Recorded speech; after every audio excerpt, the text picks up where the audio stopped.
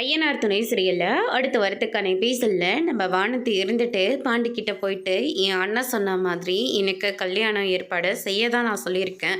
அடுத்த வாரமே எனக்கு கல்யாணம் இதே ரோட்டில் மாலையும் கழுத்தமாக என் புருஷனோட கையை பிடிச்சிக்கிட்டு நான் போக தான் போகிறேன். அப்போ தெரியுண்டா இந்த வானத்தையோட அருமை என்னன்னு. என்னை பார்த்தா நீ டார்ச்சல்னு சொன்ன, இந்த டார்ச்சல் கிடைக்கலன்னு சொல்லி நீ ரொம்ப தூரம் வருத்தப்பட வேண்டிய நேரம் ரொம்ப தூரம் இல்லை, அடுத்த வாரம் வரைக்கும் மட்டும்தான்டா அப்படின்னு சொல்லிட்டு வானதி அவங்க பாட்டுக்கு பாண்டிகிட்ட சவால் விட்டுட்டு போகிறாங்க.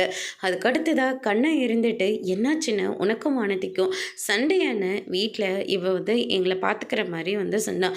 வீட்டில் காரஞ்சாரமாக சாப்பாடை போட்டு விட்டு அது வேற நல்லா இருக்கான்னு 100 டைமுக்கு மேலே சொல்லிவிட்டுட்டா. அண்ணன் நிலாண்ணி அதுக்கடுத்ததாக சோழ நிலா ஊர்லேருந்து வந்துட்டாங்க.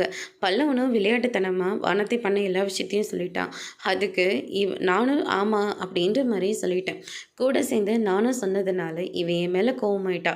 ஏதோ கோவத்தில் தான் பேசுகிறான்னு பார்த்தா இப்போ அதே மாதிரி சொல்லிக்கிட்டு இருக்கா.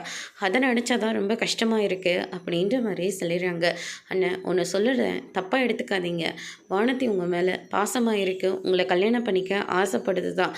ஆனால் வானதி உங்கள் வீட்டுக்கு வந்தால் கண்டிப்பாக உங்களை அந்த வீட்டில் இருந்து கண்டிப்பாக பிரிச்சுருவாங்கன்னு. வானதி உங்களுக்கு வேண்டான்னு இதை நான் சொல்லக்கூடாதுன்னு தான்.